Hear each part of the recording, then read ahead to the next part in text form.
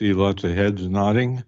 So we are at item 5.4 on our agenda, Council Remuneration Supplemental Report. And I'll just refer to the CAO about how she'd like to deal with this report. Okay, through the chair, we do have Ms. Walls with us, and she was a major part in creating this report. So we've come back to you with some options, including items that you requested back on November 5th.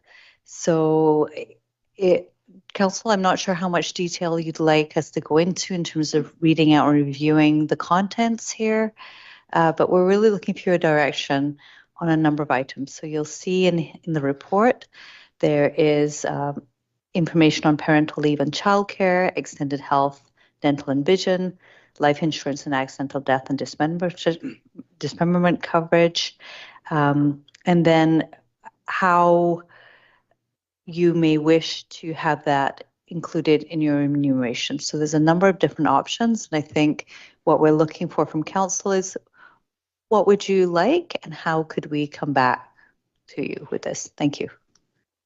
Well, there's quite a widespread number of issues there. We've got council remuneration, the pay of mayor and councillors as one part of the question. We've got the question of benefits, whether they should be provided at all, and if they're provided, who are they provided to and who pays for them?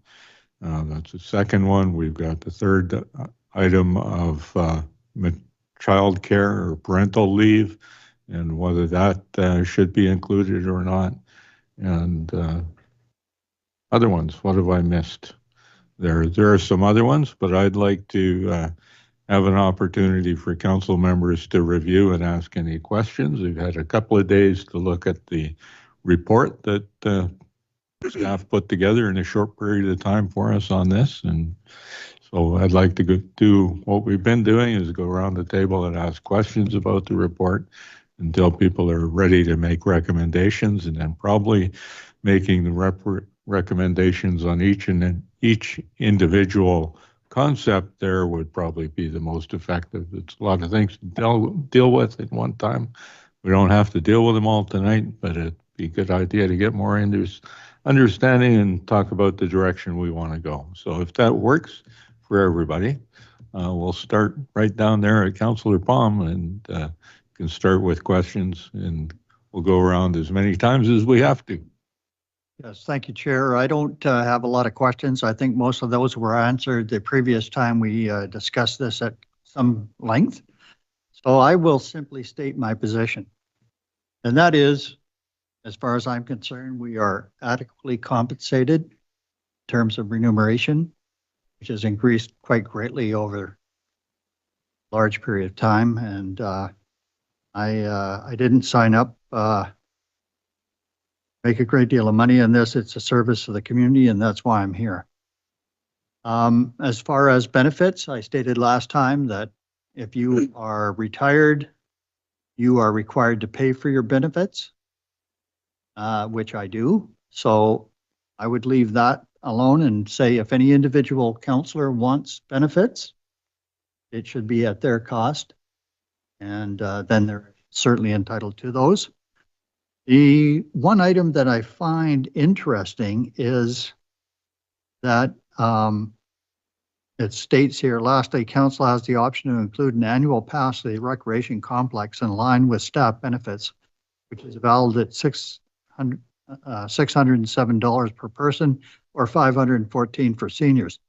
So I'm quite certain that by accessing the recreation complex and working out, there's no substantial cost to do that to the city other than it on paper. So I would be in favor of that because I would certainly like to go to the complex and work out on a regular basis. Thank you, Chair. Councillor Elliott, do you have any questions? I don't really have questions. No, I wanted to, I think we've, this is the second time this has come around, and we could probably get to making some motions, which I would want to contribute to, but. Councillor Alameda, questions? Similar boat. I think when we start getting into deliberations, I might have some more thoughts at that time. Thank you, Chair. No questions, thank you. Councillor Isaacson. No questions. Ready to get into debate and deliberation. He wants to get down to it. Maybe it's because it's getting later in the year. Anyone have any motions to make? Yep. Councillor Isaacson. I have a general motion that staff prepare amendments to council remuneration, benefits, and expense policies to include the decisions made at this meeting. I'll second that. So just to speak to that, rather than making one big motion with the things that we might want to include, this allows us to, as we did with a procedure bylaw, just say we're going to make a bunch of decisions and please include them all. But this is just a general motion to get us going, and then we can deliberate on each item as councillors decide to put forward. Else have any input? Vote on that motion. All those in favor of the motion? Any opposed? That's carried unanimously. Excuse me. Any other motions? I'll start with maybe an easy one that Councillor Palm mentioned. I move that we include an annual pass to the recreation complex. Seconder for that. Councillor Palm, were you seconding it? It's in line with staff benefits. It doesn't add a net cost. We are using a service, but we don't. There isn't a direct individual cost to that service, cash-wise to the city, and it may get council to increase using the complex and have a better understanding of the services that that the community relies on. Councillor Elliott. Thank you, Chair. Just one question. It says in line with the staff, and I don't really know what the staff get. Is it an individual pass, or if people have families, is it changed for that, or is it always just an individual pass? Through the chair, Mr. Retzlaff has confirmed it's an individual because thanks. Okay, thank you. I do think that the recreation complex is being used or open and the costs are there. This is kind of a no-cost way to help improve the health of people in general. The health of councillors is as important as staff, and so I don't see this being. I think this is a good thing to add.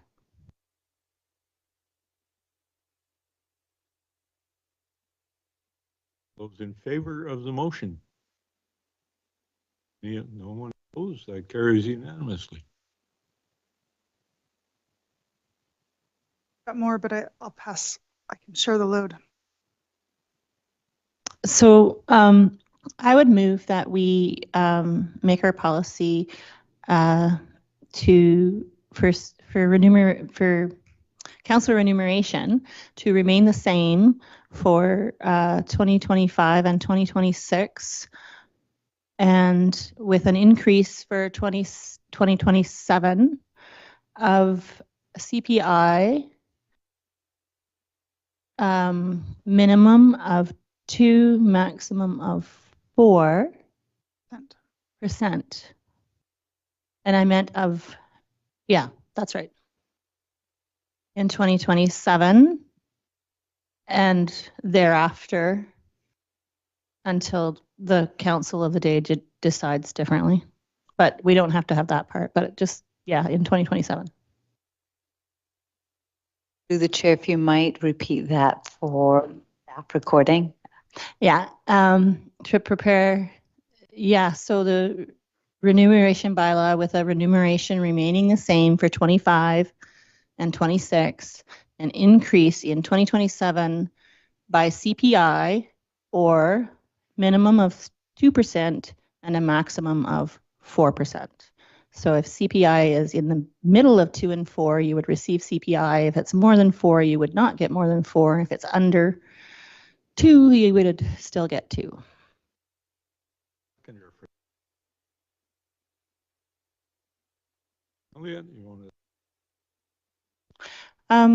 Yeah, so costs are not going down. I'm fine with my remunerations, but I think when we come into the next elections, the folks that maybe couldn't afford to do the job because of remuneration matters, they could then see the remuneration keeping up with CPI and not losing ground. And maybe it would matter to them if, and so you might get a broader representation from the community running for office. I know that this last election we had the most broad representation from the community than we've ever seen in an election, and I believe that it is because of decisions made of the previous council. And so I think it's a good idea to continue to attract a broad range of people into elections to represent our community. Thank you. This appears to be vague in one respect to me, and that is an increase in 2027 by CPI. CPI referenced on what year prior? The prior year, or is that the assumption here? Or would it be CPI back to 2024? Or it's in question. I would assume it would be the most recent released CPI by the Canada Revenue Agency of the day that they're assessing this, but you could specify that in the motion if you like. I'm fine with that.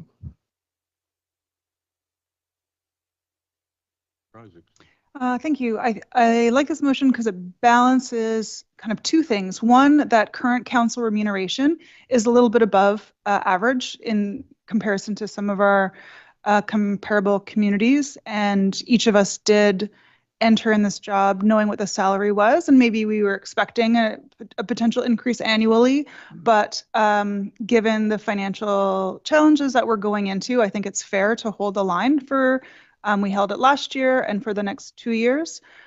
That being said, I would like us to keep pace after that time and for us to make this hard decision for potential future raises rather than leaving that to the next council. And so having council members or potential council members have certainty that the pay will increase in the future, I think is helpful. As Councillor Elliott said, we had a wide diversity of people run for council this year, including young parents, and I think that's really important. I do agree with Councillor Prom that this is you do this as a service. It is a community service to be on council in the sense that it is a lot of work and it does not pay the same as many full-time jobs. That being said, though, it has to be the pay has to keep up in order for the remuneration to allow people to have the choice. So for some people, they don't even have the financial choice to run for council. There needs to be some sort of stability for many people to decide to run in the first place and for it to be even a choice that they can fathom. And this helps allow it a little bit. I think it's reasonable and I support it. I don't see any other hands, so I'll just jump in on my own here. I don't think that the current remuneration is preventing anyone from running for council. As the other speakers have said, each time we have an election, the last two that I know of, there's been over a dozen people running for the opportunity to serve their community. It's a part-time job.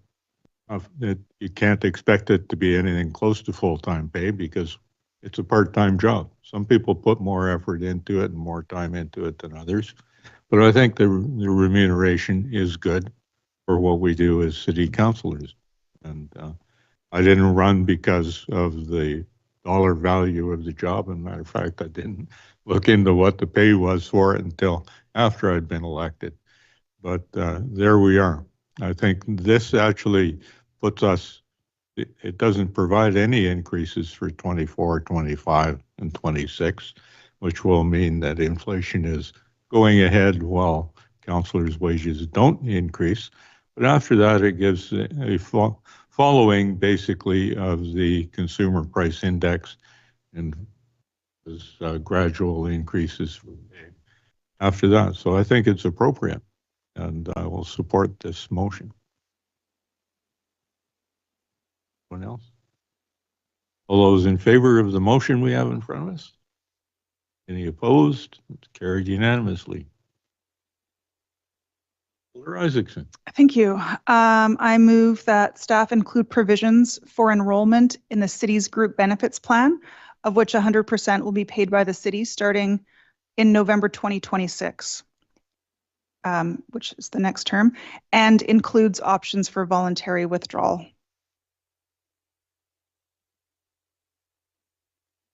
Have a seconder for that? I want to clarify before seconding. Oh, Councillor Suscott seconded it, I believe. Go ahead, Councillor Isaacson.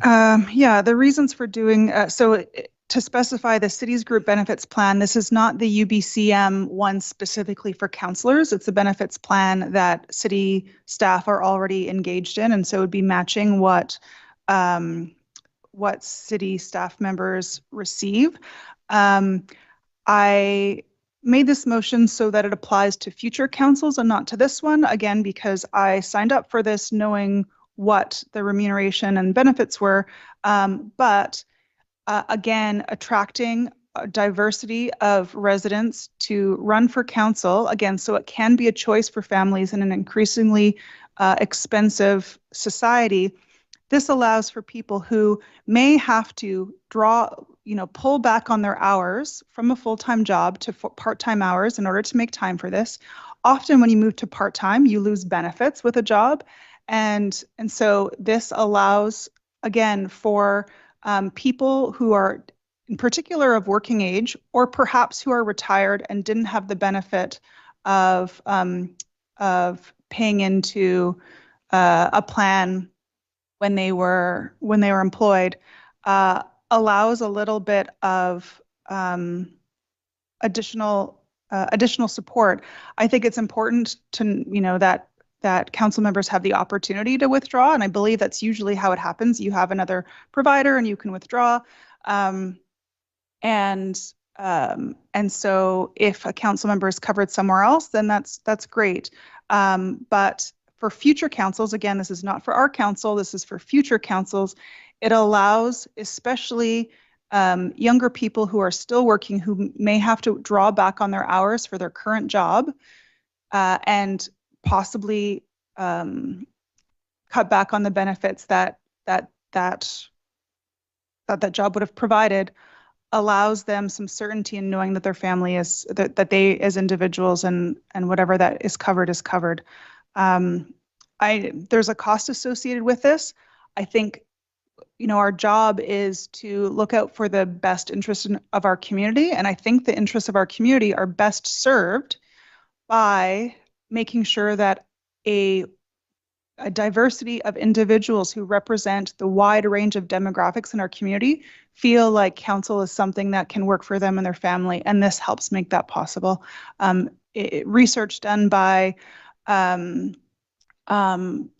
groups who look into different levels of government and attracting diverse people to run. This sort of benefit attracts parents, young people, women to be able to run. And I think it's important that those types of people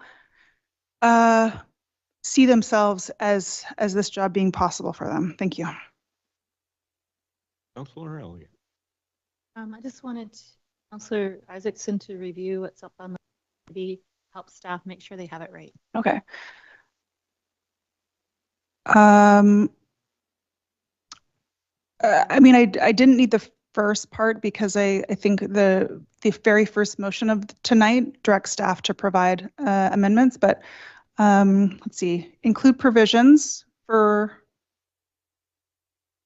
mayor and council enrollment in the city's extended benefits plan at 100% cost coverage starting in November 2026. Yeah, so again, that's for the next council, not for us. Comment on it now that it's thank you, Chair. So what I like about the motion is that it has that option that Councillor Palm was looking for opting out. So those folks who maybe have full benefits through retirement or some other way could opt out and save the city that cost. For those people that it really matters for, they can have the stability of health coverage while they're on council without losing benefits if it was available to them before through another job that they are then cutting back on. I also like that it starts next term, so it isn't about this council, it's about the next council.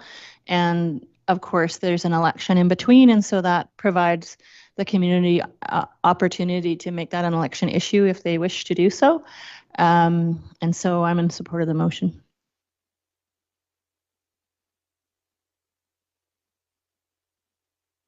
Couple of comments that I'd like to say on it. First is that we're talking about benefit plans, and there's a lot of people that are employed in this community that don't have benefit plans from their employers. There's a lot of people in the community with benefit plans where their employer doesn't pay 100%, or might pay 50%, another percentage of pay. And I think we should think about that. And then the other question is who pays and what's fair? Those are two separate questions. But if the individual counselor was to pay for 100% of the costs, that would provide something that's not available now. The individual counselor can't just go and sign up on the city's benefit plan. You'd have to make changes to the benefit plan to allow individual counselors to sign up. Then they could pay their own at 50% or 100% of the benefit plan. And then the other one, I hesitate to bring up as fairness, is that you have people who are already enrolled in benefit plans they've earned and they're paying for. And to say, well, we're really glad that you have a benefit plan, but we're going to provide this to other people who doesn't have it. Brings up a question of fairness to me. And if we were individually paying for our benefits, if there was an allowance to pay for benefits and it went to people who have their own plan or pay for a plan for people who don't have a plan, that would be another option. But this way, I just don't like the idea of adding it on to some people at a rate that's better than people can find in jobs in the community. Councillor Palm. Thanks to the chair. I agree with many of the comments that you just made, Councillor Dowd, and just bring up 2 points. One, it's already been stated at the table here tonight that we as a council are making slightly more than some of the other jurisdictions around us. We have also just voted for a 2 to 4% increase for the incoming council in 2027. That's anywhere from $600 to $1,200 annually, which would help that councillor purchase benefits if they so wish to do so. And the other point I want to make is each of us as individuals vary greatly as to needs in terms of benefits. So trying to paint a broad brush on this one just doesn't work for me with 100% of the cost. I can't vote for this motion, and I can vote for something that would simply state at councillor's cost or individual councillor's cost. Thank you, Chair. Councillor Almeida. 2 questions. Chair, first to staff. What is the current ratio that city staff pay towards their benefits? Through the chair, I'm going to defer to Ms. Denniston and Ms. Walls on this one. Thank you. It's fully covered. Through the chair, benefits are fully covered by the employer. Thank you. Second question to my more mature councillors here. There's been reference to other benefit plans that are achieved through previous arrangements or what. And a couple of references to, I'm just curious, I guess, because I'm not in that position. Can those be opted out of, or is there a certain requirement because of age or position that those plans can't be opted out? So I'm just trying to get a better picture of the scenario for different age groups and demographics. sure I've heard for a long time about anybody who wanted to opt out of a benefit plan that's available to them, because most people want to have a benefit plan.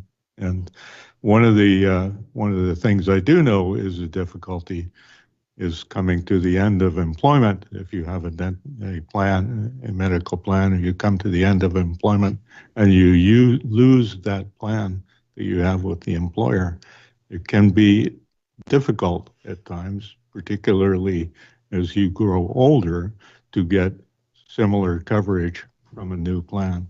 You don't do it within a certain timeline, you can end up without any medical plan, benefit plan. So most people I know, once they have a medical benefit plan, want to maintain that as long as they can. Councillor Suscott, sorry. Thinking somebody else's chair. Thank you, Chair. You do a great job chairing. I do support this recommendation. I'm one of the lucky ones, and I think my generation is by and large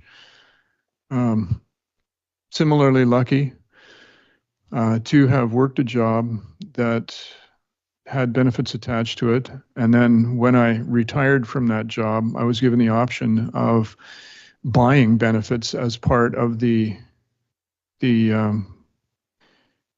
pension that I received on retirement. So my pension is lower and I get benefits. So essentially, I guess that amounts to I buy benefits. The point is that because of my pension and also the government pensions that I'm receiving due to my age, I am quite adequately looked after in that regard. So the reason I support this is because I would opt out in deference to savings or deference to others, deference to the tax-paying public. Not that me opting out is going to amount to an awful lot, but I am thoroughly in support of schemes that give greater allowance for people who don't have the privilege that I have or the advantage. And I appreciate what I've got, and I want to find ways to share with others. And that's why I support this, particularly the option to opt out. And I'm quite grateful to have what I have. I really want to see our society shift from the meritocratic style of it to looking after each other more. Thank you. Thank you. Just a few final comments for me. I think, the issue of fairness is important. And I think there's a difference between fairness and equity. Fairness is everybody gets the same thing, and equity is people that don't have something get it. And so it's very true that a lot of people in this community don't have jobs with benefits. And I think, to me, the solution was, everyone should get benefits, not that we try to take them away from as many people as we can. If the costs were paid 100% by a counselor, that claws back from somebody who obviously doesn't have a place for benefits and would need them. And so it is a penalty for those who come into this job without access to benefits. And increasingly, younger people are in jobs, unionized or not, that increasingly don't have some of the benefits that previous generations have enjoyed, and enjoyed rightly. I think that many of the benefits that used to come with jobs have been taken away, and it really impacts the future of the workforce. And so this reflects the realities of the fact that that the world is changing, and we are in a very fortunate position of being able to decide our remuneration and benefits and expenses. And so given that we do have complete power over making these decisions, I think it's important to make one that in a small way can really open the doors for more people to make this active public service work for them. It is an active public service, but it is not, you have to be elected, so it isn't achievable for everyone, but the choice to even decide to run to begin with involves, for some people, a lot of calculations for them and their families, and this makes it more possible for more people. Thank you. Councillor Pong. Yeah. Chair, just one point in terms of the 100% cost. That's a cost to the city. And in terms of our current financial picture, which is not rosy, we don't know what's going to be like in 2027. So I can't support 100% cost for a counselor's benefits, but I can certainly provide those benefits by saying it's at your own cost, considering you're going to be getting an increase in remuneration. So that's the point I'm trying to make. There's a cost to the city in this motion that does not have to be there. And the incoming council certainly can make a change to that if they wish to do so. So I'm not going to be voting for the motion as presently worded. Councillor Ellery. Thank you, Chair. I left a role after getting elected that had benefits that were completely covered, thankfully. And I was actually surprised when I signed my paperwork prior to inauguration, or whatever we got. Was it inauguration? Yeah. I was actually surprised to find out that councillors didn't get benefits. It befuddled me that that wasn't a conversation that had already happened some time ago. I can understand where some of my council mates have shared about the plans that they're already spending money on and the challenges, as Councillor Doubt might have alluded to, that if one was to opt out and then take on a plan, take on the city's plan, then if they leave their city council position, they might not be able to opt back in to a current plan.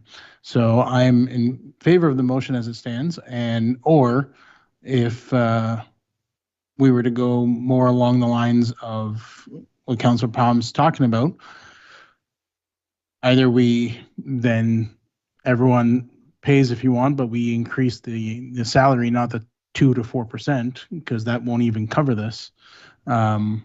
But we increase it in line with what the cost of the benefits would be. And then if you opt out, then everyone's getting the same, whether you choose to opt in and your benefits are covered at a slightly lower income, or you opt out and you get a little bit more income to go towards the benefits you're paying for yourself.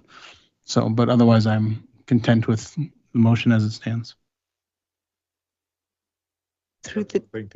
I do. Through the chair, I just want to clarify that based on the report, there's two different options for benefits. One is for regular unionized staff, which requires a 3 council minimum for mayor and council to participate. And the other option is the exempt staff plan. So attachment 3 gives those details. And I just wanted to be sure that which one you were directing to be part of in the motion. Okay, good. I thought you had made it clear in your discussion that you were not talking about the one that the UPC. Yes, so it's not the one where you have to have a minimum 3, it's the group benefits plan. Yeah. So I guess that would be the exempt staff policy. Through the chair would be if we could just tweak the motion then to make it clearer. Thank you. Motion to amend the current motion to include clarification that it's the exempt staff policy that we are speaking to. I don't know how that.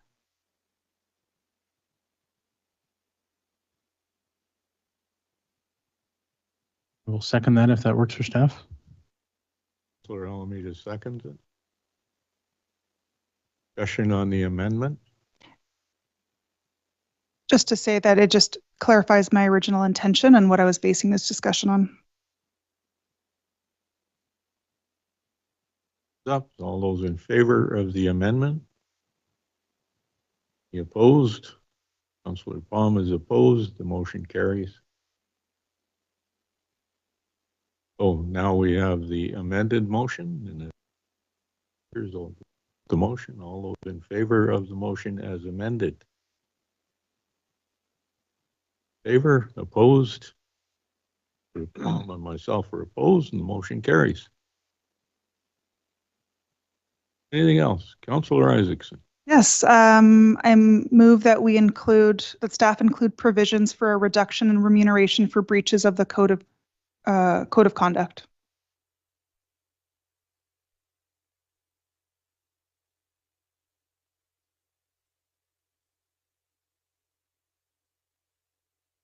By Councillor Slutscott. Isaacson.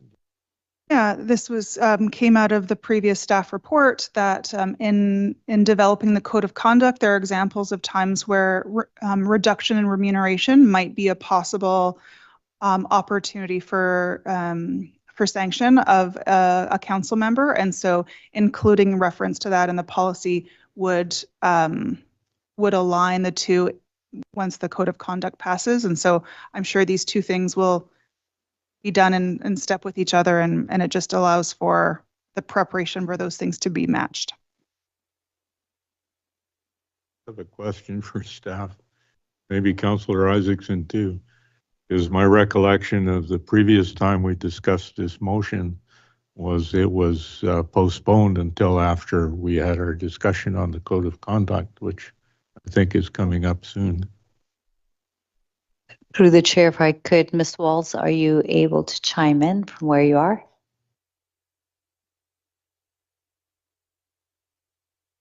Through the chair, sorry, the question cut out a little bit. Could I hear it one more time?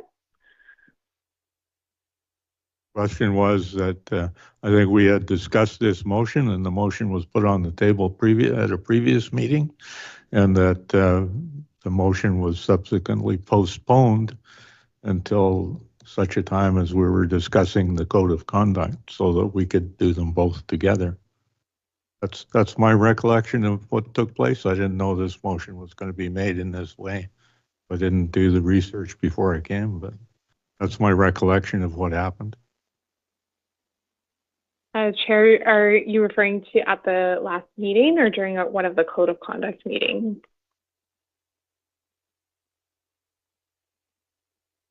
Like the November 3rd meeting, is that what you're referencing? That was, I think, the first time that we talked about changes to council remuneration. And the motion at that time was that we delay the consideration, or we postpone, or we table, I'm not sure which, the discussion until we had the code of conduct up for discussion again. Through the chair, if I might ask if we give staff a little bit of time to look at the action list so they can confirm the motion and provide that. Thank you.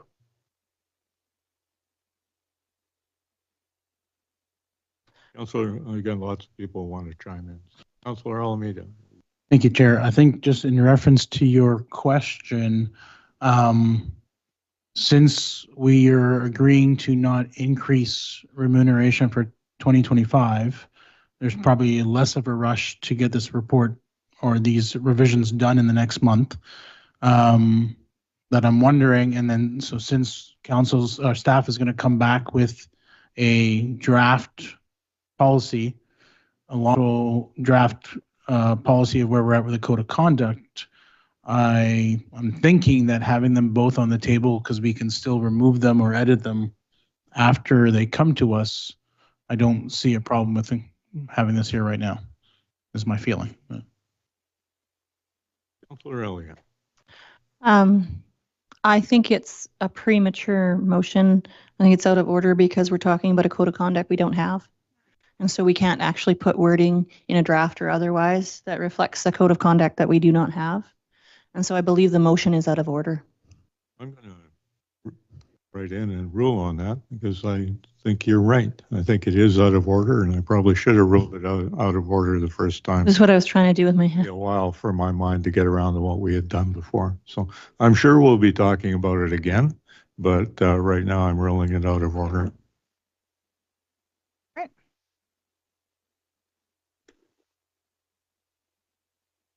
Councillor Alameda. I'll take the torch from Councillor Isaacson for a little bit. I will move that staff draft or bring back a parental leave and childcare policy. I'll say somewhat in line with I saw City of New Westminster, and childcare benefits similar to Prince George, but higher than $40 a day.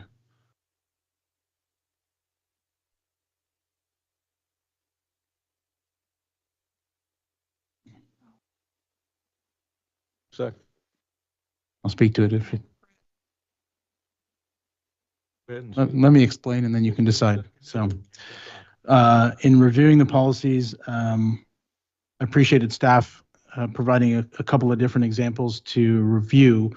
The one reason I pointed out the New West one, and it's not for everything, but we're in a unique situation right now where we have the mayor who had to take a leave, and while he's not having a child or adopting a child, one thing I appreciated is that he's on a leave for a period of time, but when he's able to, he has been able to attend, and he's tried to attend wherever he physically can. And I could see the same situation happening for a new parent, where there might be space in their capacity to attend certain things, whether virtually or in person or not. And the New West policy seemed to have that flexibility where they could be on leave and still attend where capable or step aside if not. Whereas I think it was Courtney or whichever the first one was there had like an all or nothing. If you go on leave, you're completely on leave and you can't be involved. And I think, we saw parents at UBCM with their babies in hand and such that I think having the flexibility, but also the understanding that, hey, you might not be able to be there, but if you can be there, then that would be great is where I'd like to see it go. And in terms of the childcare, I thought Prince George had at least laid it out, but they listed $40 a day and that seemed a little low at current childcare minding rates. Before we get too far, I'm going to ask you if what's up on the screen reflects what you said, because my recollection was that you had asked staff to draft a policy. You didn't say include parental leave and childcare benefits. I did, but I might have said it fast. So we'll continue from what's been said. So in line with the city of New Westminster and include a childcare rate similar to Prince George, which was 4.7 on Prince George. So your motion is to include a parental leave policy, not to ask for a report on one. Yes. Okay, so it's one step, not two. Okay, Councillor Isaacson, your hands up. Have you spoken to your motion? Yes. Yeah, I was looking at the different ones, and I actually spoke to a councillor from the District of Squamish who's currently on parental leave to find out, did it work for you? Would you suggest any tweaks? And she said it worked great. It's similar to the City of New West one. And one thing that she did like about it was that it wasn't an all or nothing, that if the person, because once you have a child, you just don't know what it's going to be like. Maybe you want to get out of the house and attend all council meetings, or maybe you're going to be absent the entire time. And I think, again, with the current mayor on leave, I think it's helpful, especially at the council table, to be able to participate as much as possible, but knowing that you're not going to be kicked out of your job by the community charter by that. I also, one of the things that I like about it is that there's clarity on if you have other appointments, that if you're not going to carry them out, if you cannot carry them out, that those are passed on, but there's the option to get back into your appointments when you return from leave. And I also like it that it's inclusive of a variety of parental situations. So I support the parental leave piece here. I actually have concerns, or I would suggest something different from the childcare benefits policy. And so I'm wondering if I could split them, the parental leave and the childcare benefits policy, to be separate. You making a motion like that? Well, yeah, they're not really two clauses that can be Either you're making a motion. split. or you're not. I move to split this motion into the parental and childcare benefits pieces separately. You have a seconder for that. For Alameda. Through the chair, sorry, just for clarity, is this, so you're wanting to make into two separate motions? Yes.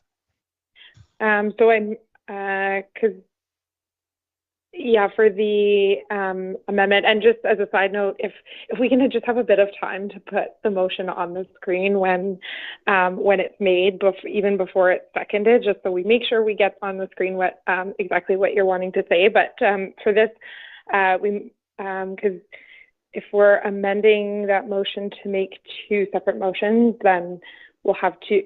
It would be like having two motions on the floor. So I might instead suggest that the amendment motion be to strike one of those items from this motion and only vote on one of them, and then create a new motion for the second one, if that is how it goes. Thank you. Okay, so on advice of corporate officer, I would say strike references to the child care benefits policy and the Prince George.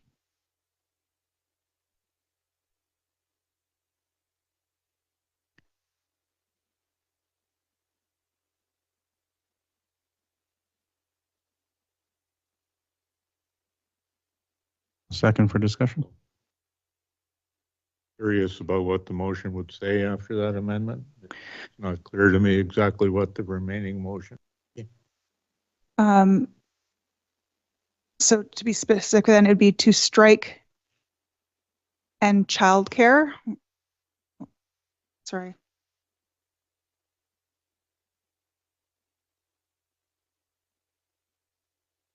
Yeah, to strike that. Also further down in the last line, there's a child care rate similar to Prince. Oh, yeah. Yeah. Start to add policy back in now.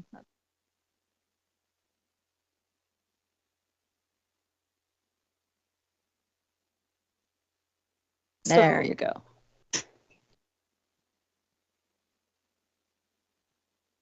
What do you have your hand up for? Well, because I made the amendment, and so I'd like to speak to it now that it's been seconded.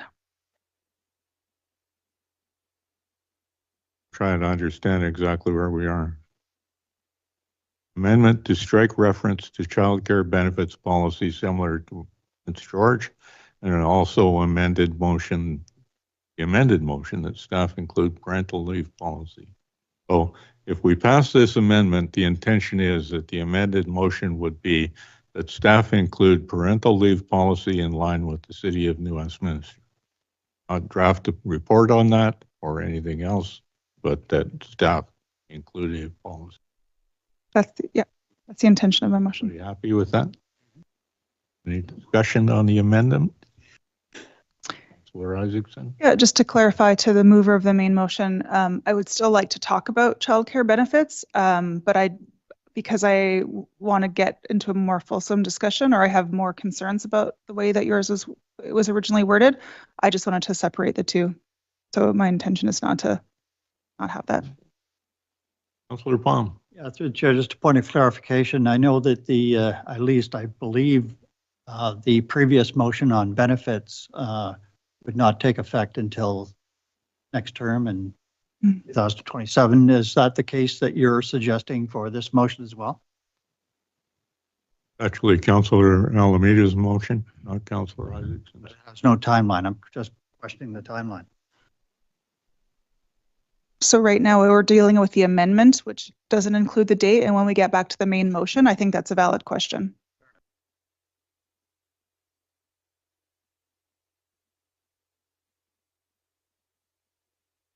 Favor of the amendment? Any opposed? Councilor Palm's opposed. The amendment carries. Now we are, I think, on the amended main motion. Councilor Elliott. Thank you. So, leave is always possible with approval of the council. On on the timing of it, I don't see this council having anyone having babies between now and the end of our term.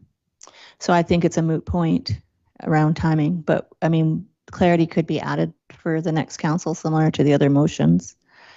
The point I guess I wanted to support was the idea of a councillor maybe, you know, being pregnant and feeling anxiety over whether their leave might be approved or not approved. And so this simply adds clarity to the idea that people who are giving birth are entitled to some leave if they want it. And they don't have to take it. It's just if they want it, that nobody's going to force them to, you know, resign their post because they had a baby. And I think it's a good leadership stance to take, and it provides equity among people who are in different situations. So I'm in support of it. Councillor Alameda. Thank you. To answer Councillor Palm's question, I didn't have a timeline in mind, and Councillor Elliott's right. There's maybe a very low likelihood that anyone has a baby, but the policy also talks about adoption, and that could happen at any point in time too, if as Councillor Elliott knows full well. Yeah, I could say next year or 27. I'm indifferent, but it's likely that it won't be a policy that needs to be used or taken advantage of in the next 2 years, but it's one that doesn't really cost anything. It just allows for that freedom and flexibility. Don't see any other speakers. I'm going to chime in. So it's my opinion that regardless of whether we have a policy that allows for parental leave, that parental leave should be granted regardless, and that a councillor would be entitled to parental leave regardless under the laws of the land. I don't think we need a policy to provide that, and hopefully people wouldn't be anxious about that, because I think people who have unemployment should be, or a position with the government, should be allowed to have that parental leave. Would have been more inclined to support this if we were asking for a report from staff on the details of the plan. We're not doing that. We're simply authorizing staff to write a policy.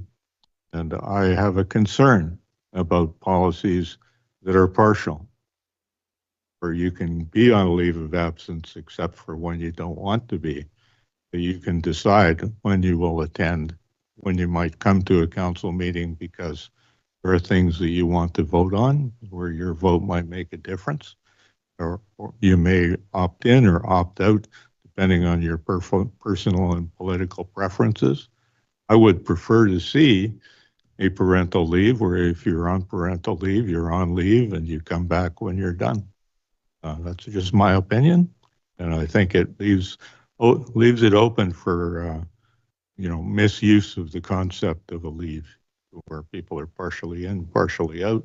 How do you determine which of their assigned committee duties and which jobs in the community that they're expected to do are they doing? What days are they on leave? What days are they not? Who are they responsible to? I think those are all up in the air, so I won't be supporting the motion as it is. Councillor Elliott. Thank you, Chair. So I just wanted to point out that as part of the staff report that we were talking about right now, there is an outline of some policies from other communities. New Westminster is one of them. And so most of the questions you're talking about are answered within the policy. And if we structure our draft policy on that one, it would come back to us in a form of a draft policy, which we could comment on at that time. And so I don't have the same concerns that you have for this motion. Councillor Palm. Through the chair, just one last point. In terms of parental leave, without a report, we have no idea of the cost or length of time or whether the individual will be paid while they're on leave. So I can't vote for this motion as is.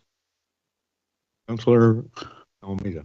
To echo Councillor Elliott and answer Councillor Palm's question, the cost is the same cost that councillor would be making when they're present. Just like the mayor is on leave right now and is not getting affected. And let's see, I might have some other thoughts in a second.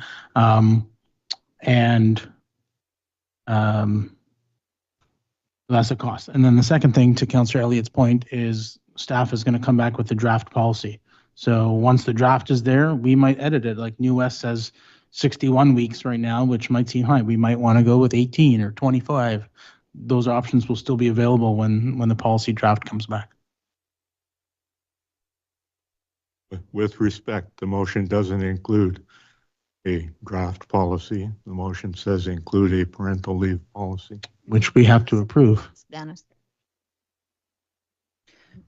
Through the chair, Ms. Walls has some clarification if we might let her speak through the chair.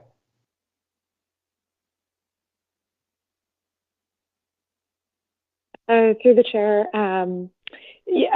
similar to what Councillor Almeida just said, but the policy would come before council before anything's adopted, and those changes can certainly be made. It sounds like if there was in Councillor Almeida's motion, there was a policy to model after, and so that's what a policy would be drafted in line with, and then of course, like anything, it does come to council before adoption, and you can direct staff to make any changes you wish to see. And further, the cost, again, like Councillor Almeida said, it would just be continuing to pay for the councillor's remuneration as normal, as if they were still in attendance, and that term could be set by policy or ad hoc. Perhaps the councillor only wants 6 months, or a councillor wants a year, or what have you. So those are also options that council can decide on. Thank you. Councillor Isaacson. Thank you. Yeah, I support this motion. It provides for when we get it back again. This relates to the original motion made tonight, saying staff prepare amendments and etc. for the decisions made tonight. So it'll come back towards us. The City of New West has some good language that they worked on, and it provides us a good starting point and a place for staff to get direction on what to base it on. And if we pass this, then I would look forward to the draft. And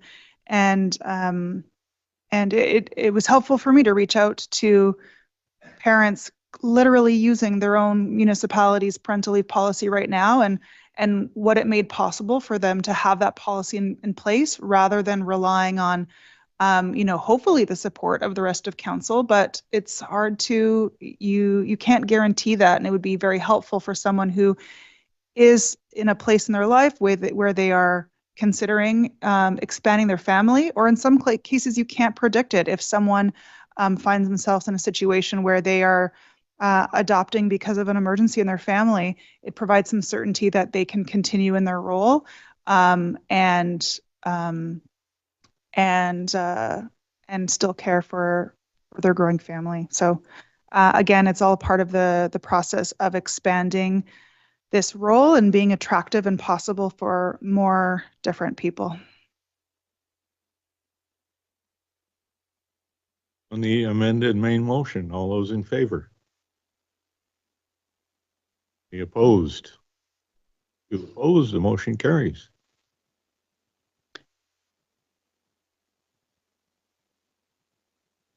On this one, for Isaacson. Yeah. So I will.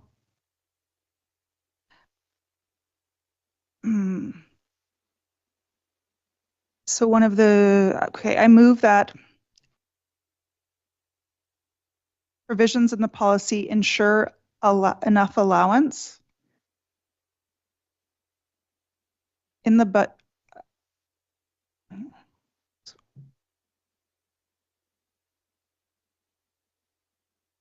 allowance is included in the budget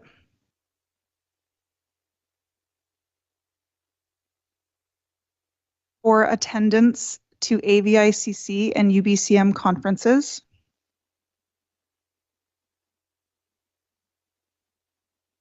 With an added margin to allow for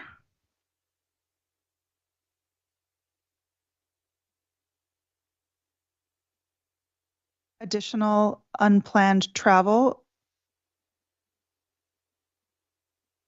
and for one member of council to attend FCM.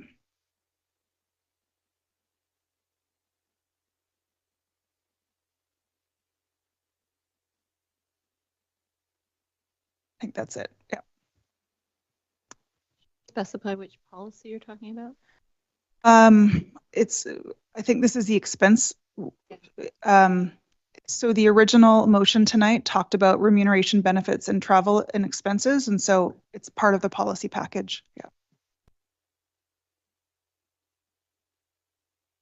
That reflect the motion you want to make?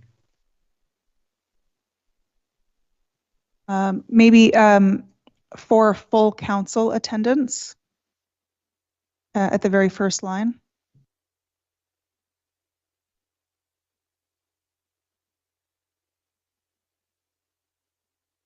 Yeah, I think that's it. Led by Councillor. So to speak to the motion, in the original report 2 weeks ago, staff were looking for guidance on how on the travel and expense policy and the related budget. And so there were a couple options included in there, whether or not budget for one member to include FCM should be included.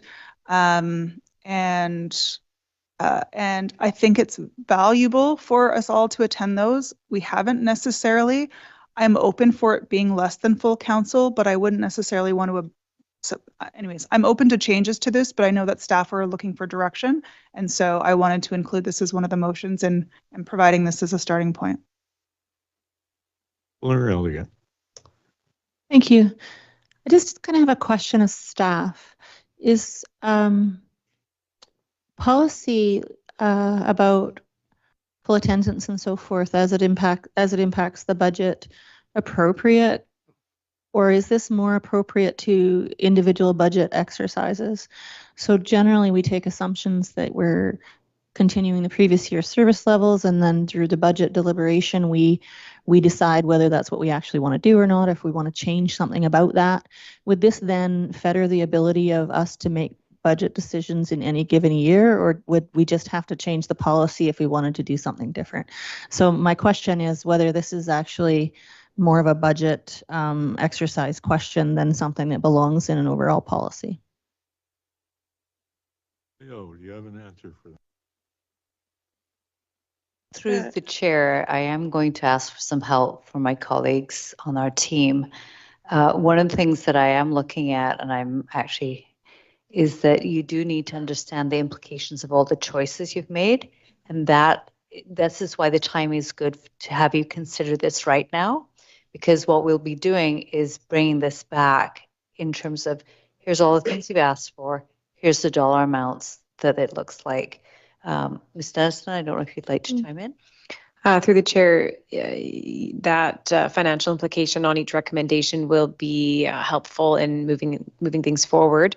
And your question on the policy, I think this would complement the budget. So the budget is put together based on policies and bylaws that are in existence. So when there is a policy that exists, such as the reserve bylaw, that informs the budget. So it's a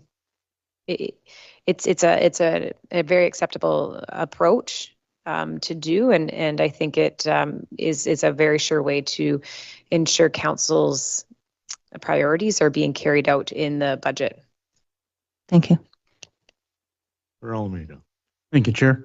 I'm fine with this breakdown. I think even last year when we looked at the budget, there was a small allowance that was originally budgeted for an increase in the travel budget, and I believe we brought it up to not increase it last year. And I haven't seen what was spent this year, but my presumption is that we are under the travel budget for the 2024 year as well, as my presumption. I know not all of us had a chance to attend both conferences this year, but I think the current budget, the way it stands at around 75,000, I think for the year, gives us enough budget right now to each attend one of these conferences. And if a council member wanted to, could probably attend a third conference throughout the year and still have budget to spare. And I think some of us councillors have been even extra cautious to try to scour for lower cost accommodations where possible to make the impact on the city that much more. So I think this just formalizes a plan, but I think our current budget level where it's been at for the last couple of years, even with the increases in travel costs and conference fees, I still think we don't need to increase the current budget and can still have this as part of the policy. Councillor Baum. Yeah, through the chair, just one point of clarification. I'm not quite sure the wording that states allow for additional unplanned travel. What is your reference and meaning of these words? I specifically used a recommendation in the staff report from last time. And so what I foresee is, for example, 2 years ago, there was a UBCM housing conference that Councillor Elliott and I attended. And so if there's a little bit of room, if something comes up that is above and beyond what we're kind of individually allotted, that there might be space for a council member to attend. I'm presuming that's my assumption, but I actually, that's a good question. I did use language from the staff report last time. I asked the question because we are in a cost-saving mode in the city presently, and we should be looking at a budget and trying to reduce numbers across the board to show leadership in the city. I don't see us doing that with this motion.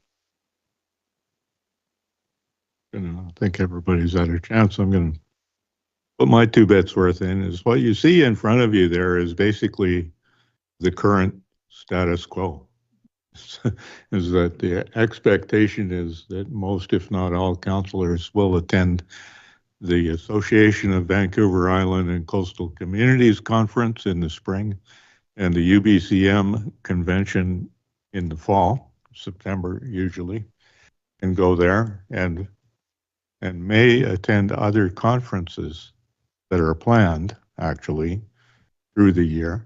Things like the Local Government Leadership Academy, which a number of people have suggested more of us council members should attend, particularly since when I was at UBCM, I was talking to all kinds of people who were saying to me, well, what did you think of our discussion at the LGLA meeting a couple of months ago? And they were using that to make their decisions. So things like the Columbia Institute conversations about housing and about various different topics. And, you know, these are beneficial conferences that come up where you can come and actually get some new ideas that haven't come up around our own council tables and locally, and share those and bring them home. And there is value to that. But this is, in my view, a restatement of the current process.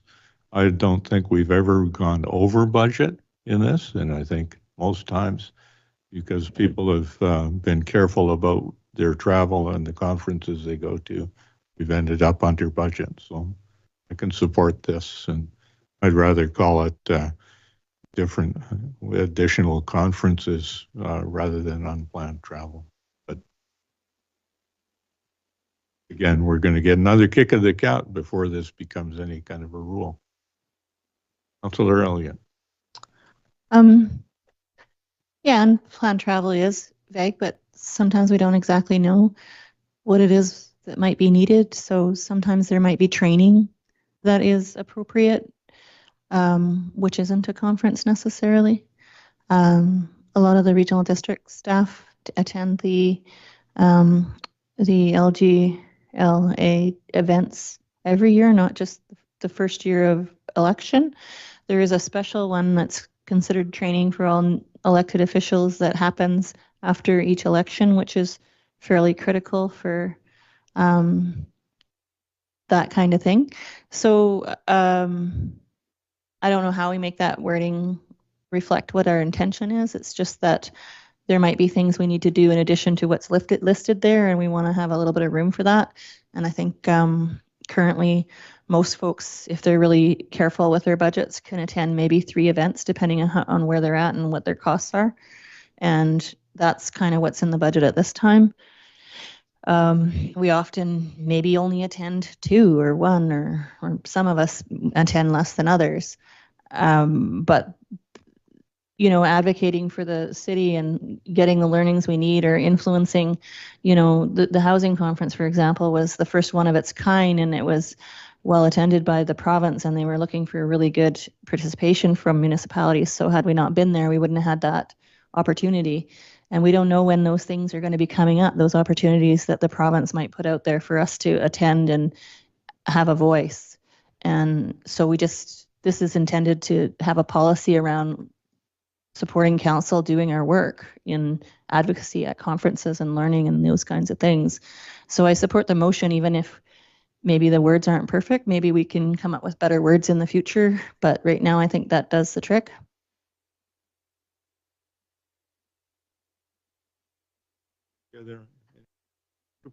Just one last point, Chair, and that was we've had a discussion around attendance at various conferences in the past, and the rising costs of hotels in Vancouver and elsewhere in big cities where these conferences are held are escalating every day, and they're not getting any cheaper. I'm happy to see that this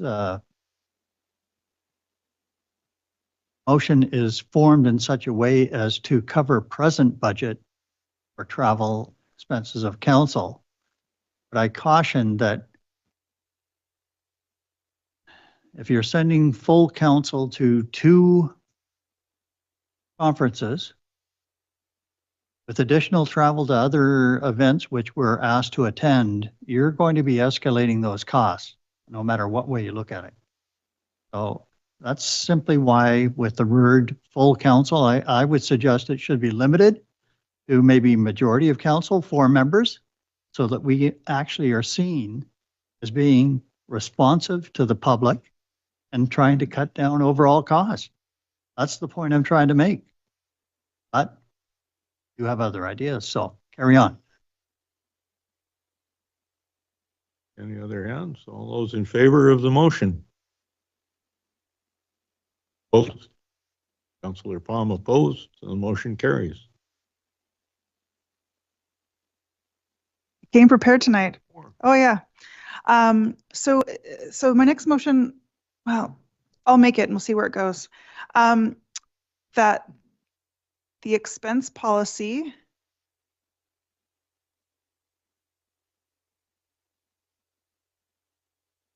include allowance for a modest nightly host gift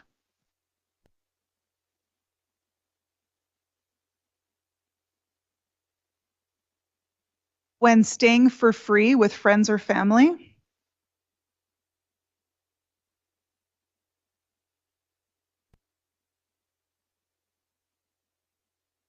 during conference travel instead of a hotel.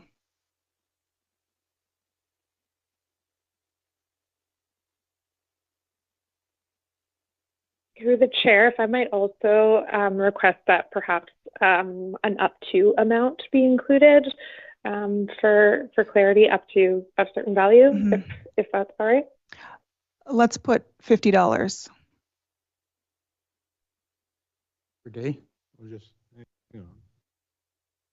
Councillor Isaacson's making a motion. Yep. Doesn't finish making the motion yet. He's negotiating it with.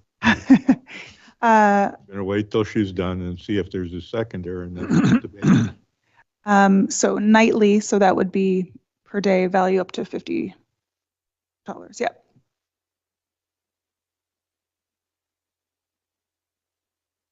So you've got it. So I've made the motion. There is a seconder for that motion.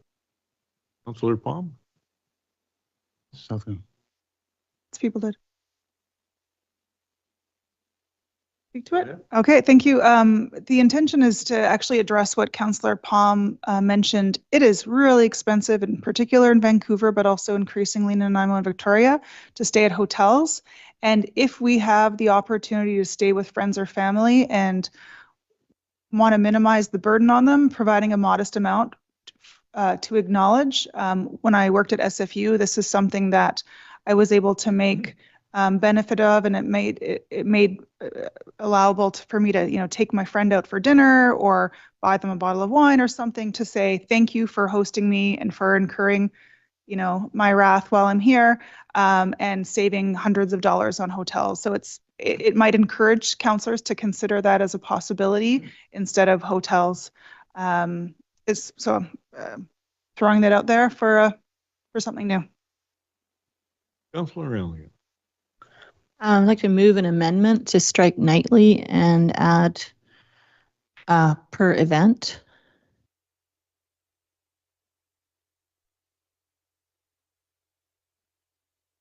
I guess adding host gift value up to $50 per event when staying. And I'll speak to that if I get a seconder. Just hold on and we'll see if we can get it typed up and see if there's a seconder and then.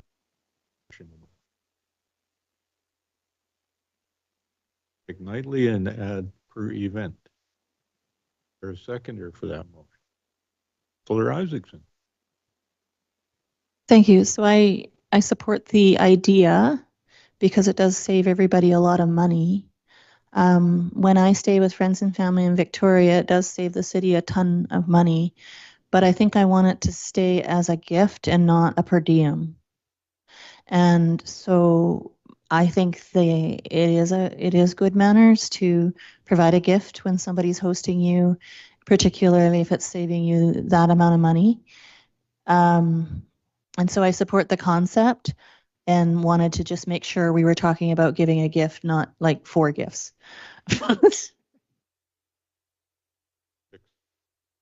Right. Councillor Almeida.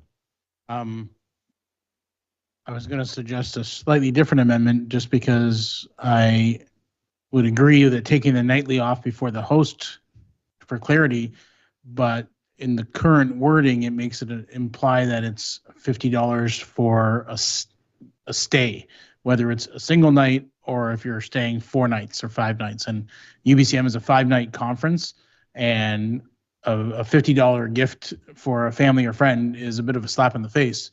If you're staying with them for 5 nights, I would have recommended a slightly different wording, because I think the wording you've chosen here limits it to just $50. I agree it shouldn't be 5 times $50 in terms of a meal every single night, but I could see a 5-night stay, $100 to $200, whether it's a grocery gift card or something, would be an appropriate thing that still saves the city $1,500. I think $50 per night is a little bit more adequate. Against the amendment? Yeah, I wouldn't be in favor of this particular wording. Councillor Southcott. Thank you. Not to repeat what Councillor Almeida said, but I had a previous employer that did provide a modest amount, as suggested by the recommendation, per night. And as consistent with Councillor Palm saying, I really appreciate the opportunity to adequately, even though it's not really compensation, but appreciate someone, particularly if we're at a conference where we're getting up at 6:30 in the morning, leaving and not getting back to our friend's place until 10:30 at night, which is pretty much how these things work.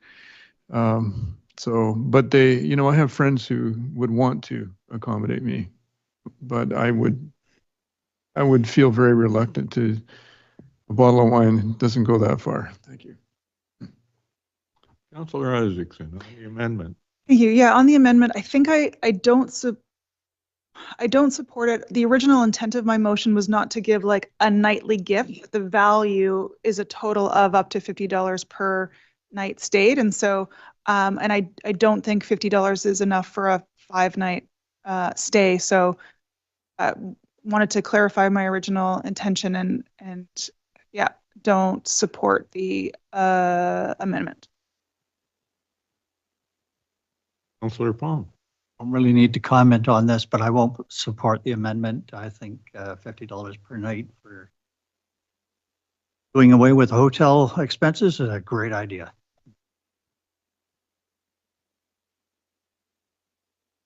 All those in favor of the amendment?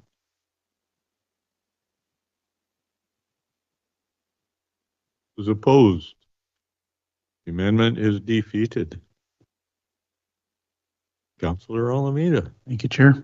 I have a different amendment, but question to the CFO, I guess. Is there anything in this policy as it's written right now that would be preventable under the Local Government Act before we continue diving into conversation? Through the chair, you could add the words. I'm reluctant to tie this to the expense policy because the expense policy changes over time, but it does prohibit alcohol and certain purchases, mainly alcohol and jewelry and lottery tickets. And so I don't want to make the recommendation more complicated, but it should be in line with eligible expenses that are eligible under the expense policy. And I was brainstorming how to do that without tying it to a policy that one day may change. So you could put a line that a gift that is within city eligible expenses. Well, I imagine alcohol and tobacco probably won't change from that policy in perpetuity. Second thing is, and whether a receipt would be, I imagine you would want a receipt for whatever this purchase is, assuming it's a grocery gift card or something. But do we need to state that in the? No, I'm trying to clarify some. Yeah, I'm going to come up with an amendment, but I just wanted to clarify a couple things before that. Thank you. Do we need to state that a receipt would be needed in this recommendation, or is that kind of automatic? Through the chair, I think it's implied, but it could be added for additional clarity. But definitely, I would see it as implied. Okay. Yep. So my attempt at an amendment. Through the chair, if I may. Oh, sorry. I think it just if I can help this be a little bit easier, the policy would speak to ensuring that everything's kept above board and correct in line with accounting policies. We wouldn't make a policy that wouldn't. Instead of kind of fumbling through a motion on the fly, having this in the policy, staff would keep the expertise of our finance department to ensure it was all in line with our practices and what we're supposed to do and not supposed to do. If that is easier, if the CFO is okay with that, I'll confer with her. But thank you. You have a motion to make. Yep. Thank you. Yeah. So the amendment would be to cross off nightly where it currently is.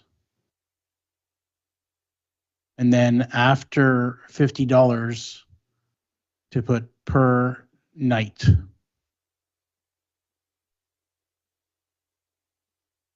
then with receipt provided based on CFO's request.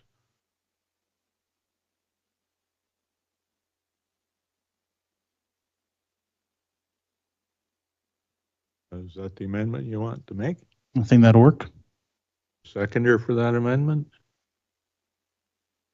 Councillor Isaacson, are you seconding it? Councillor Southcott did. Seconded? Oh, Councillor Alameda. So again, similar to Councillor Elliott's motion, I think the nightly just fits better after the value because it's, as Councillor Isaacson already said, it's not intended to be a per night you're going to the store to buy a small gift, but at the end of your trip you would probably get some sort of gift card or take them out for a meal. As Ms. Wall stated, staff is going to cover all the things that would be allowable, so I didn't include those, but just wanted to clarify that that intention that I think Councillor Isaacson was going for originally.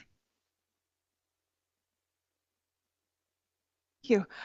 So when I, at a different employer, had this option, it was actually treated kind of like a per diem where, you know, you're not at a hotel, then for 3 nights, you're not at a hotel, you're with guests, and then you're just given that money, and that money was spent on a gift at your discretion. And so in that case, whether or not it was a bottle of wine or a piece of art or what have you, it was on your discretion. No receipt was provided.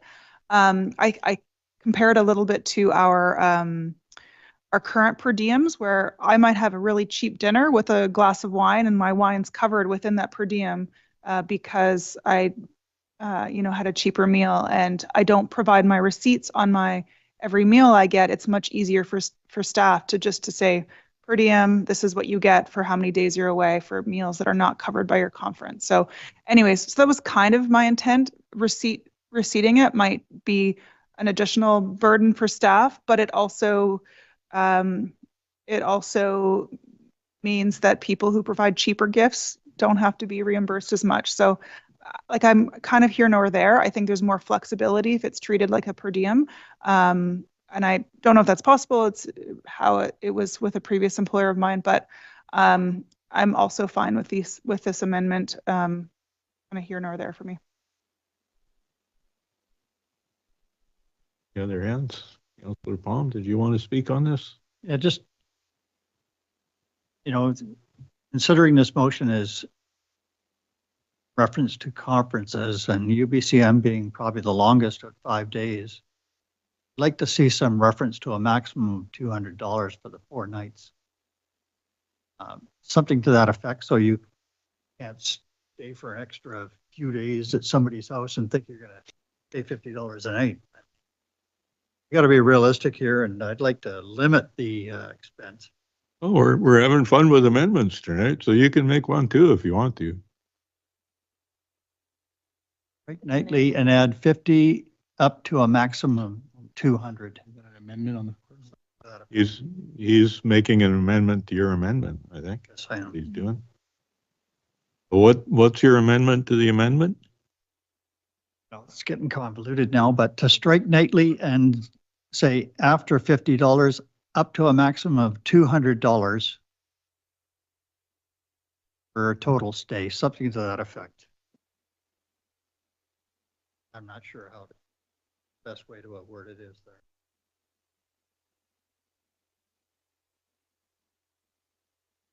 You want to add after the $50, add A maximum. Yeah.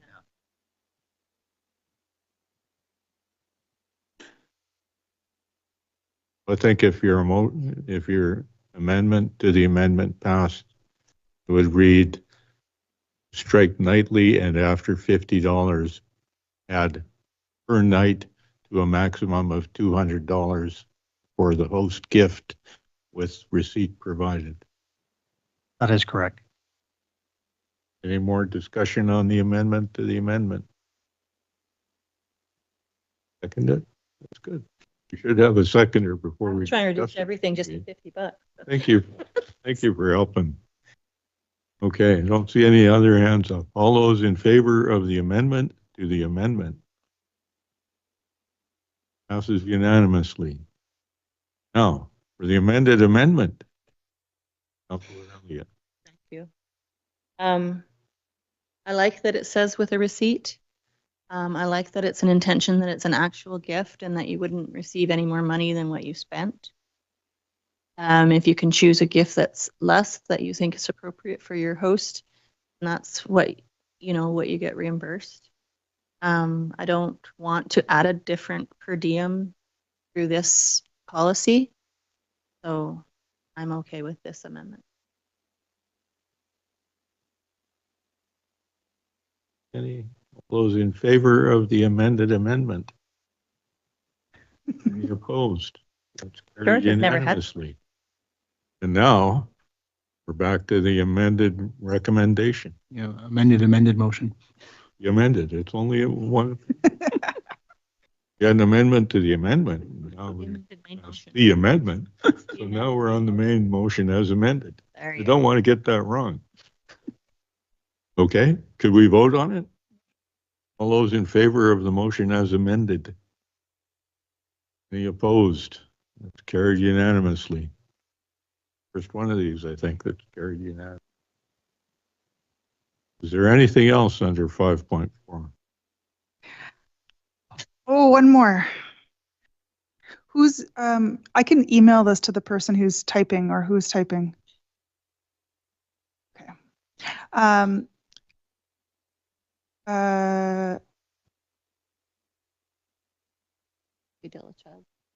Yeah, that's the one I'm bringing up. Oh. I'll just email that quickly. Okay. Send message without a subject. Send, yes, please. Okay. So the include provisions for, I'll read it out because it's in your email, Caitlin. Include provisions for reasonable family care expenses that are incurred as a result of performing the duties of a counselor and or representing the council at an external event to a maximum of 10% of counselor annual remuneration. $1,000. There's a seconder, I can talk about it. I can't right now.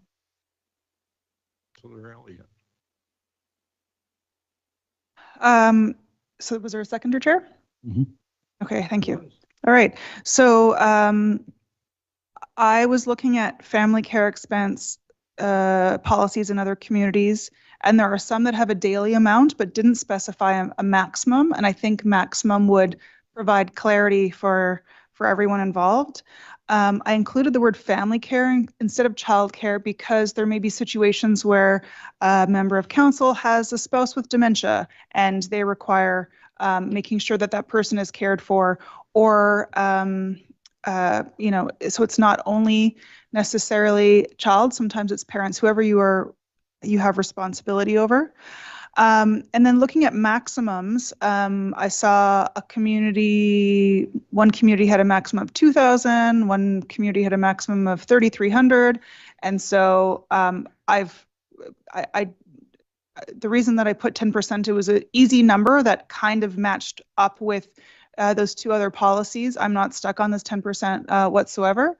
But if you think about the amount that childcare costs, for example, to attend council meetings, $3,000 would not actually cover the cost of childcare for every meeting that council attends, just regular council meetings. And so it sounds like a lot. And unfortunately, that's the reality of what childcare costs. And so so there is a maximum, and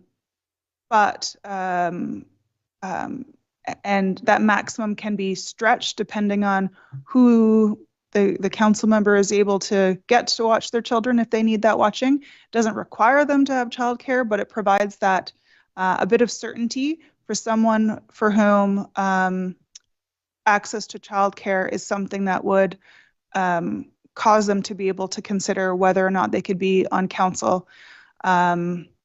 It sounds like, you know, an additional benefit for a counselor who happens to require care for a member of their family or a child, but what it actually does is it reduces the exclusion of people like that from being on council who don't necessarily have the ability to make it possible through other means. So this is about equity and making sure that more people can see themselves.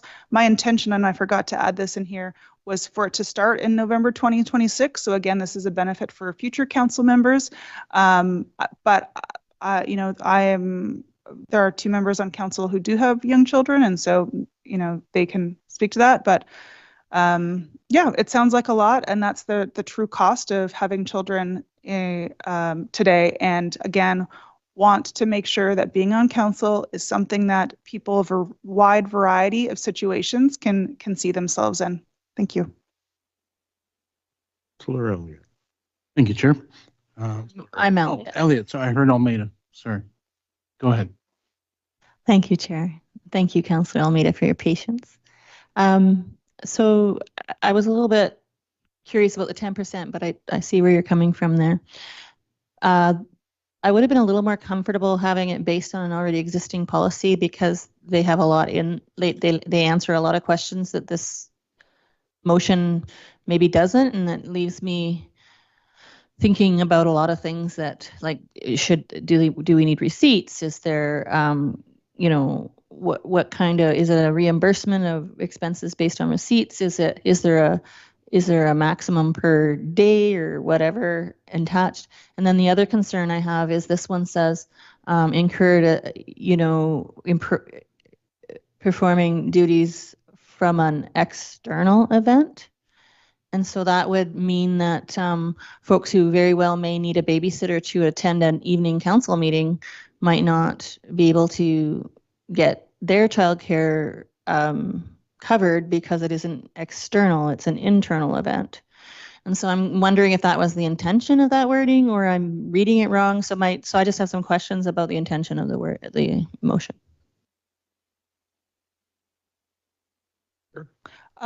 So there's kind of two parts. One is performing the duties of a counselor. So attending meetings like this would be a duty of a counselor. I think the representing the council at an external event, I imagine that if the mayor or acting mayor was asked to, participate in an event and they were representing council at that external event, that would be covered. I forget which community I drew this from, but I pulled it from a community's language, but I don't have the records here. Having those two terms, but that second piece, the external event, could be stricken off. It could be strictly about the duties of a counselor. And again, well, anyways, that was the answer to your question. The first part of the term covers council meetings because those are duties of a counselor. Thank you. Thank you, Chair. Well, having Almeida and Elliott next to each other can lead to confusion at times. I appreciate Councillor Isaacson bringing this forward. I've been fortunate to have a spouse who's been able to be home and given me the opportunity to represent council and work other jobs to make that balance work out. I am curious to the CFO, more curious, I'm supportive of this regardless, but from a budget perspective, would you just say, well, 7 times 10% of a councillor salary and throw that in the budget? Or would you kind of play the odds and say, we might only use like 50% of that and budget that accordingly? Because I'm just kind of curious how much of an impact that would actually put on the budget, considering it's likely not all council's going to need it, and you might not have that answer just yet. So. Through the chair, if this was adopted into a policy, we would put contingencies in the budget and amend as we needed. Thank you.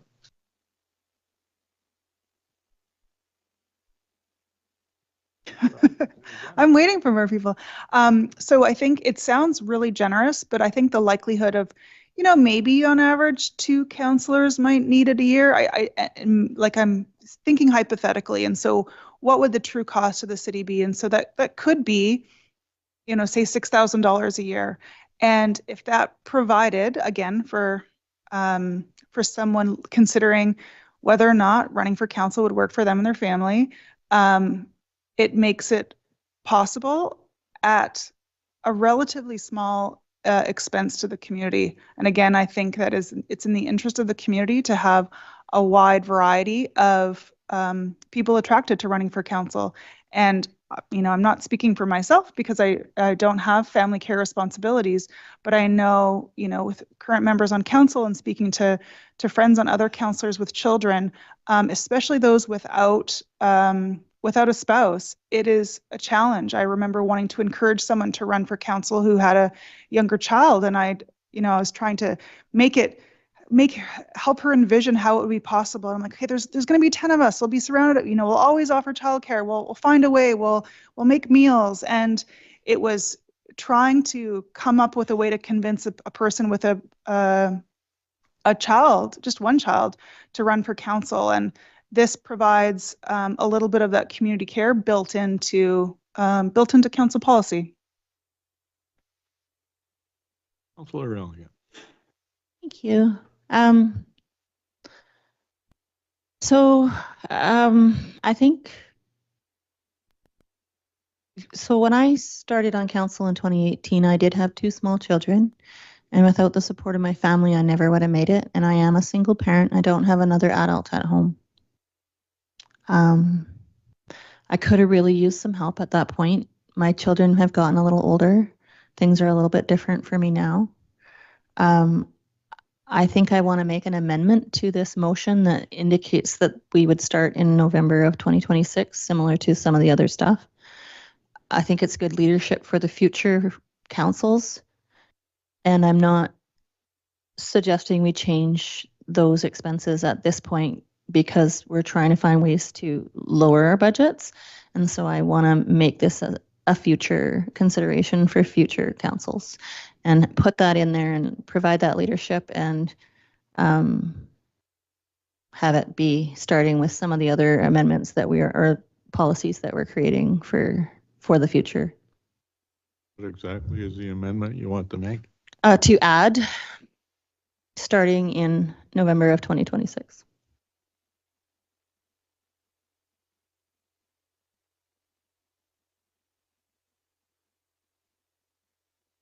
Tender for that? Scott, question on the amendment. I think I spoke for You did a good job of speaking for the. Yes, sorry, Chair. Any other hands up? So all those in favor of the amendment? Opposed? Tom is opposed, but the amendment passes. To the main motion as amended. Any questions? Councillor Palm? Just one comment through the chair, and that is, as was previously stated, there are no parameters or support in this regard. Its cost or how often it would be used or how much. So I think this is something that a new council could consider. If it's in November 26, when they're newly elected, they can revisit this, but there's no need for us to weigh in on this item, considering our financial condition at this point in time. Thanks, Chair. I'm going to just get my 2 bits worth in. And first off, as a background to what I'm going to say is I'm assuming that we are going to have a council remuneration bylaw recommendation coming back from council with full details on all of these recommendations that are here, and council will have an opportunity to debate what the policies are actually going to be. Because this one is pretty clear. It talks about reasonable family care expenses. All the discussion so far has been about childcare. Family care extends beyond childcare. It extends to the care of grandchildren, and it extends to the care of elders. I think making an assumption that maybe 1 or 2 people on council might be eligible would be a real error in judgment. I think we would be far better to expect that if we're going to provide a benefit of 10% of councillors' annual remuneration for something like a definition of family care, it could be far greater than what we've talked about so far. Should expect to have 7 out of 7 councillors having a reimbursement of some kind for it. And that, that's 10% times 7 councillors paid. So, something you need to think about. But, I don't mind voting for this because we're going to have another kick at the can and another long discussion before any of it actually gets approved and becomes policy. Anybody else? Those in favor of the motion? Opposed? Councillor Palm. So the motion carries. Are we done? My list is done. I came with receipts tonight. Well, I will expect sometime within the next couple of days, we'll be getting a report.